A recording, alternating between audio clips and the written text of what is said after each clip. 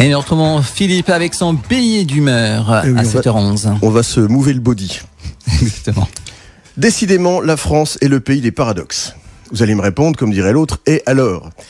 Or donc, nous avons dans notre beau pays de France moult grands auteurs de théâtre, morts pour la plupart, sinon on ne pourrait pas les appeler auteurs classiques, moult écrivains et philosophes. Donc des gens qui étaient quand même loin d'être des moitiés de cons.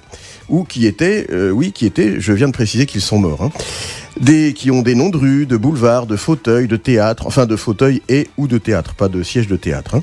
La grande majorité d'entre eux s'est fait connaître au siècle dit des Lumières. Et eux, c'en étaient des Lumières pour le coup. Des types comme Voltaire qui disaient des trucs genre « je ne suis pas d'accord avec ce que vous dites, mais je me battrai pour que vous puissiez le dire ». Ah ça, si ça claque pas sa mère. Donc ce monsieur, lui, il a eu droit à des rues et des boulevards et même à un fauteuil bien mérité.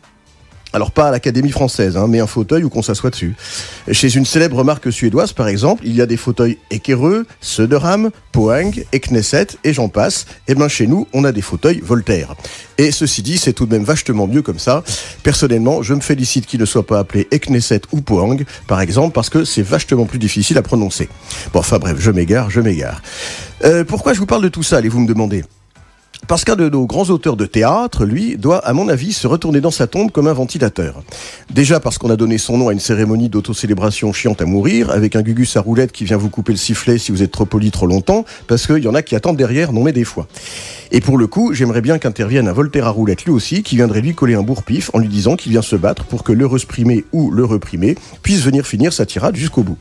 Mais revenons à nos moutons. Bref, non content qu'on lui ait pris son nom pour le donner à une sous-cérémonie, même si elle récompense souvent des artistes de talent, j'en connais, des nominés ou des récompensés, v'là pas qu'on voudrait donner son nom à une loi qui est aux antipodes de ce qu'il était, de ce pourquoi il a écrit. Alors, de qui je parle ? Bon, je vous aide, il a un prénom double, Jean quelque chose. Bon allez, je vous donne le nom du monsieur en question, Jean-Frédéric Poisson. Non, je rigole. Jean-Baptiste Poquelin, alias Molière. Et alors, vous allez me redire, franchement...